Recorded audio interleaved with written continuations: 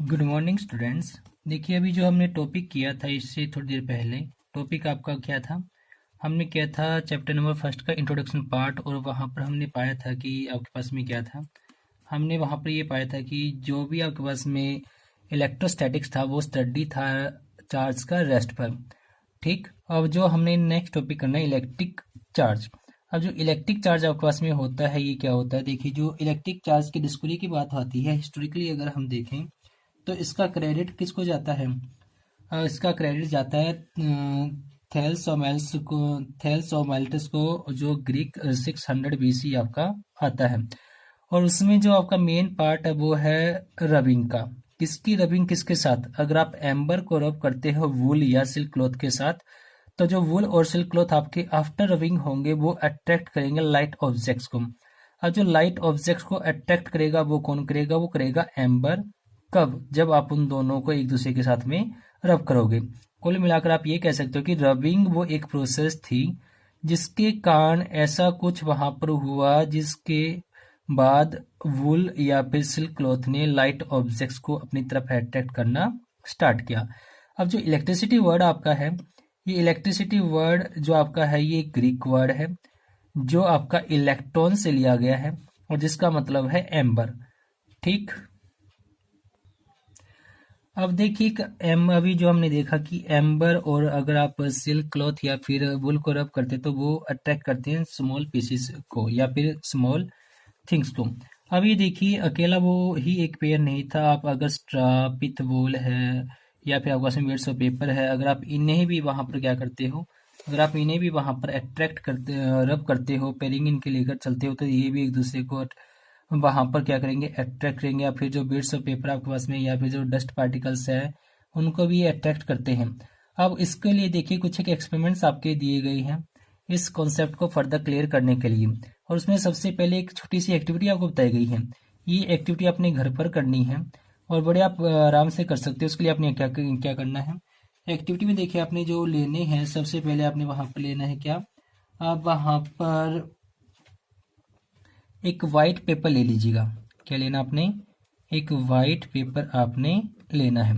White paper से फिर आपने क्या करना है? वाइट पेपर से देखिए आपने वहां पर कट आउट करना उनमें से क्या? आप उनमें से वहां पर पतली पतली स्ट्रिप्स वहां पर कट कर लीजिए। इन्हें कट करने के बाद आप इसको क्या कीजिएगा? कट करने के बाद आप इन्हें वहां पर लाइटली आयरन कीजिएगा। लाइटली आयरन करने के बाद आपने क्या करना है? आपके पास जो भी अवेलेबल है, टीवी स्क्रीन अवेलेबल है, मॉनिटर स्क्रीन अवेलेबल है, आप इसको इसके साथ वहां पर क्या कीजिएगा? इसके ऊपर आप इसको लगाइएगा। आप ये पाओगे कि जो आपने वाइट पेपर के स्ट्रिप्स को आयरन किया है, आयरन करने के बाद यहाँ पर क्या है? ये टीवी स्क्रीन पर आपके अट्रैक्ट होंगे, चिपक जाएंगे। अगर सिंपली देखा जाए तो जो व्हाइट पेपर को आयरन किया तो यहाँ पर क्या हुआ है? व्हाइट पेपर आपका आयरन के साथ में रब हुआ है। कहीं ना कहीं रबिंग का कॉन्सेप्ट आपका आया है जो फर्दर इंडिकेट करता है किसको? इंडिकेट करता है इलेक्ट्रोस्टैटिक्स को। अब जो नेक्स्ट आपका है यहाँ पर एक्सपेरिमेंट नंबर फर्स्ट जो आपने देखना है, एक्सपेरिमेंट नंबर फर्स्ट में आप देखिए आपने क्या करना है? आपने एक ग्लास रोड लेनी है। ग्लास रोड को आपने वूल या सिल्क क्लॉथ के साथ उसको रब करना है। जब आप इसको रब करोगे तो रबिंग के बाद आप ये पाओगे कि ग्लास रोड दूसरी ग्लास रोड को रिपेल करना स्टार्ट कर देगी। क्या करेगी? जब आपने एक ग्लास रोड को वूल या फिर सिल्क क्लॉथ के साथ में रब किया और दूसरी को भी ऐसे ही किया, अब जो दोनों ग्लास रोड को आप एक दूसरे के पास लेकर आओगे तो वो क्या करेंगे? वहां पर एक दूसरे को रिपेल वो करेंगे। और सिमिलर प्रोसेस किसमें होगी? या आप वुल और वुल को पास लेकर आते हो या फिर सिल्क क्लॉथ और सिल्क क्लॉथ को पास लेकर आते हो, तो ये भी वहां पर क्या करती हैं? वहां पर ये भी रिपेल करते हैं। ठीक। और जब ये एक दूसरे को रिपेल करते हैं तो देखा जाए तो सेम नेचर ये यहाँ पर शो करते हैं। अब इसके बाद अगर इसका अपोजिट कर दिया जाए, अपोजिट करने का मतलब है कि अगर आप ग्लास रोड को वुल या फिर सिल्क क्लॉथ के पास लेकर आते हो तो ये एक दूसरे को क्या करेंगे? ये एक दूसरे को वहां पर अट्रैक्ट करना स्टार्ट करते हैं। और जब ये एक दूसरे को अट्रैक्ट करते हैं तो इनका देखा जाए तो कहीं ना कहीं इनके पास कुछ ऐसा नेचर है जो एक दूसरे का अपोजिट है। और यहाँ पर कुछ ऐसा नेचर है जो एक दूसरे का सिमिलर है। अब जो सेकंड एक्सपेरिमेंट आपका है, सेकंड एक्सपेरिमेंट में देखिए आप क्या करोगे।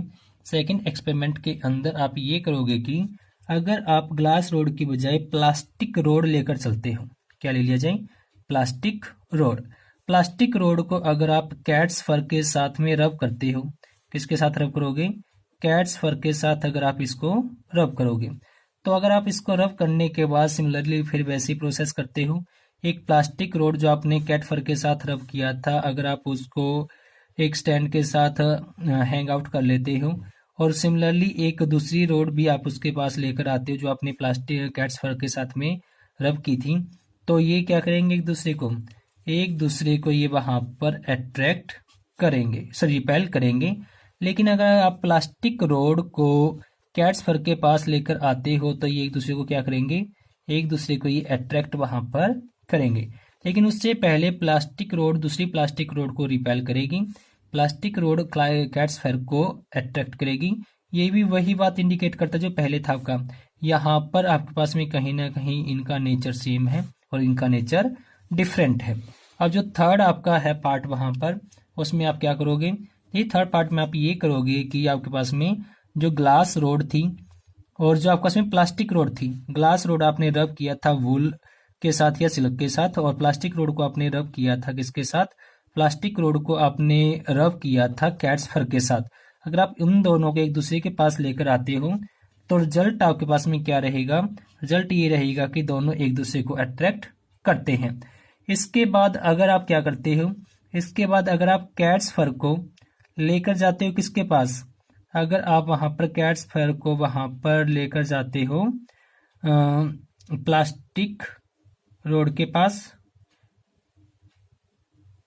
अगर आप कैट्स फर को वहां पर लेकर जाते हो किसके पास, इसे अगर आप वहां पर ग्लास रोड के पास लेकर आते हो तो ये एक दूसरे को रिपेल करते हैं।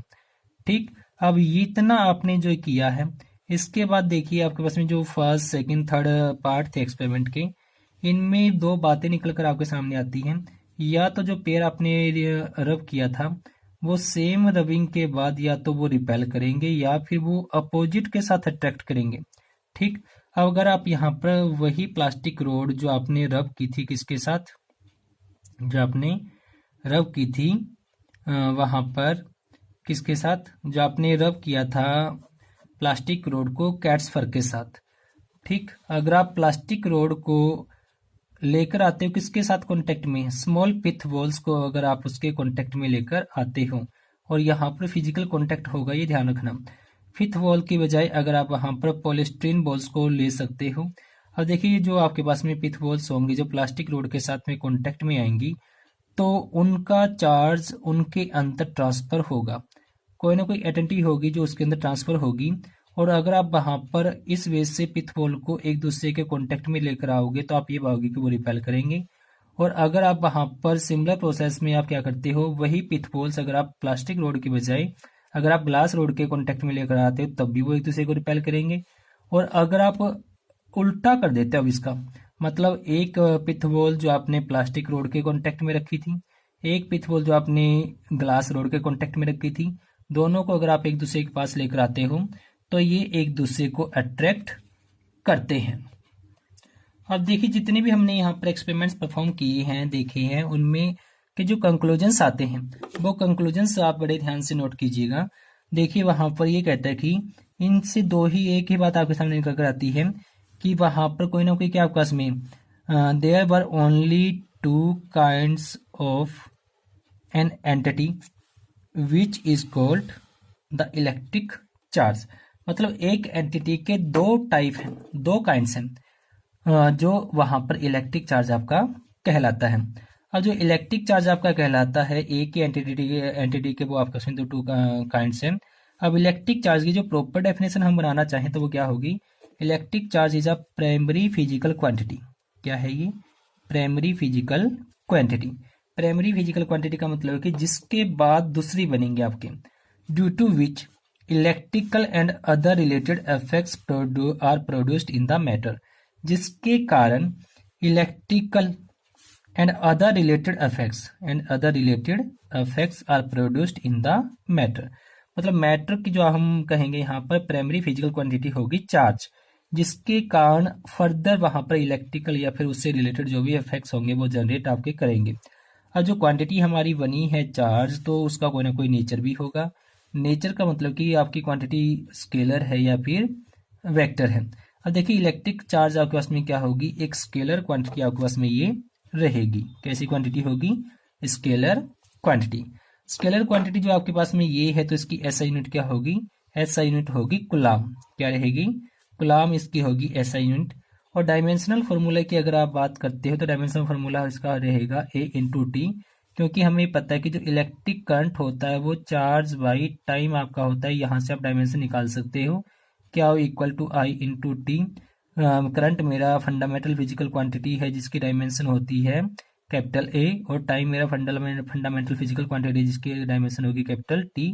तो ये हो जाएगी मेरे पास में किसकी डायमेंशन, चार्ज की डायमेंशन। अब जो वहां पर आपके पास में रहेगा, जो इससे नेक्स्ट आपने देखना है। अब देखिए आपके पास में जो अब तक किया आपने, क्या किया आपने, दो बातें आपने नोट की हैं, चार्ज की डेफिनेशन और उसके नेचर और डायमेंशन फॉर्मूला। अब इलेक्ट्रीफाइड क्या होगा आपके पास में, और क्या ये इसके लिए आपके पास में रहेगा। देखिए आपने कहा कि ग्लास रोड की अगर मैं बात करूं, किसकी बात की जाए, ग्लास रोड की। इसको आपने रब किया किसके साथ, रब किया आपने इसको वहां पर सिल्क क्लॉथ के साथ या फिर वुल के साथ। जब सिल्क या वुल के साथ हमने इसे रब किया, या फिर हम बात करें किसकी, अगर हम बात करें वहां पर प्लास्टिक रोड की, प्लास्टिक रोड को हमने वहां पर रब किया है किसके साथ, इसे रब हमने किया है वहां पर कैट्स फर के साथ। तो अगर कहीं ना कहीं देखा जाए तो ये इलेक्ट्रीफाइड होते हैं। इलेक्ट्रीफाइड होने का मतलब है कि चार्ज एक से दूसरे में ट्रांसफर होता है। अब जो टू काइंड्स ऑफ इलेक्ट्रिफिकेशन आपका है, नंबर वन आपका जो यहाँ पर आपने नोट करना है वो क्या आपके पास में, यहाँ पर ये है कि like charges repel and unlike charges attract. First में आपको बताया गया कि लाइक चार्जेज क्या करेंगे, लाइक चार्जेज आपके रिपेल करेंगे और अनलाइक चार्जेज आपके अट्रैक्ट करेंगे। ठीक, लाइक का मतलब सेम से होगा और अनलाइक का मतलब होगा अपोजिट नेचर से।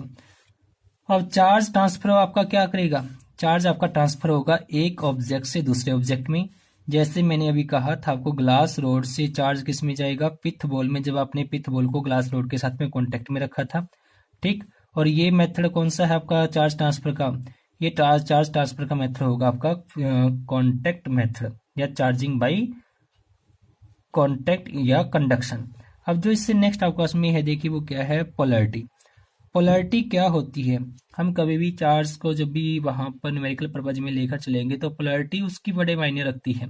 ठीक, अब पोलैरिटी का मतलब क्या होगा, पोलैरिटी ऑफ चार्ज का मतलब क्या है, the property which differentiates the two kinds of charges is called the polarity of the charge. मतलब अब तक मैंने कहा कि चार्ज दो टाइप के हैं, वो दो टाइप जो चार्ज के हैं वो एक दूसरे से कैसे डिफरेंशिएट होंगे, वो कौन सी प्रॉपर्टी होगी जो चार्जेस को डिफरेंशिएट करती है, अलग अलग करती है, उसे हम नाम देंगे पोलैरिटी ऑफ चार्ज। अब आपके पास में जो टू काइंड्स ऑफ चार्जेस हैं उसके लिए आप देखिएगा, आपने जो कहा था पहले वहां पर क्या कहा था, अगर आपने लिया है क्या, ग्लास रोड और सिल्क का पेयर, ग्लास रोड और सिल्क जो आपने लिए थे, उसके बाद आपने इन दोनों को रब किया, रब करने के बाद में आपके पास में वहां पर क्या हुआ, रब किया, रब करने के बाद एक दूसरे से आपने उनको अलग किया, दोनों ने एक दूसरे के अंदर वहां पर चार्ज को ट्रांसफर किया या इलेक्ट्रॉन गेन किया, लॉस किया, जो भी प्रोसेस आपका था। और इसके बाद अगर आप दोनों के एक दूसरे के साथ में कॉन्टेक्ट में लेकर आ जाते हो, रबिंग के बाद की बात है, तो वहां पर क्या होगा, फिर दोबारा से वो एक दूसरे को ना ही अट्रैक्ट करेंगे और ना ही रबिंग करेंगे, मतलब रिपेल करेंगे। कुल मिलाकर आप ये कह सकते हो कि वो क्या करेंगे, न्यूट्रलाइज करेंगे, रहेंगे अपने आप को, या फिर नलीफाई ये करते हैं। तो जो चार्जेस आपके हैं इनके बेस पर चार्जेस को दो नाम दिए गए हैं। जो दो नाम आपके चार्जेस के होंगे, एक आपके पास में पॉजिटिव होगा और दूसरा आपके पास में होगा नेगेटिव। एक क्या रहेगा, एक आपका होगा पॉजिटिव और दूसरा होगा नेगेटिव।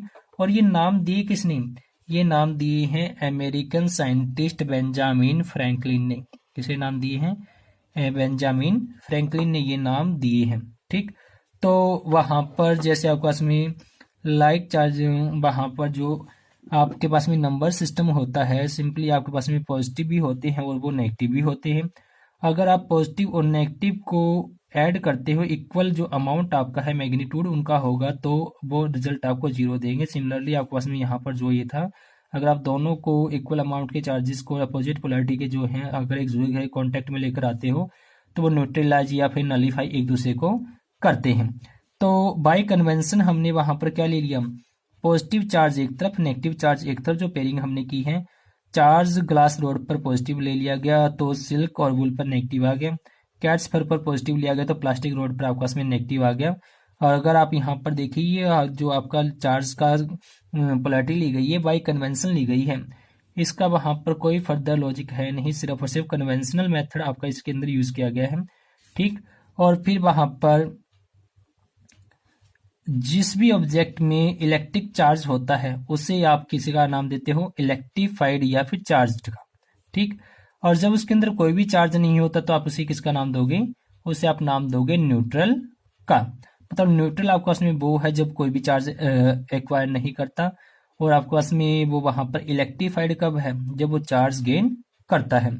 तो अब तक जो आपने किया, यहाँ तक जो टॉपिक हमारा कवर हुआ, तो हमारी जो बातें निकल कर आती हैं सामने, charge, charge polarity, charge type, ठीक, और चार्ज का जो आपका उसमें साइन है पॉजिटिव नेगेटिव वो सिर्फ और सिर्फ कन्वेंशन से है। क्लियर है। अब जो नेक्स्ट आपका होगा पार्ट वो होगा अगर आपके पास में कोई चार्ज्ड बॉडी है तो आप कैसे पता करोगे कि वो चार्ज्ड बॉडी आपकी है, उसके ऊपर चार्ज है या नहीं है, अगर है तो कितने अमाउंट का है, और किस वे से आप वहां पर उसको डिटेक्ट करोगे। तो जो हमारा नेक्स्ट टॉपिक होगा वो उसी डिवाइस को लेकर होगा और डिवाइस का नाम होगा इलेक्ट्रोस्कोप। तो अब तक जो आपने किया है इसे ध्यान से कीजिए। Thank you.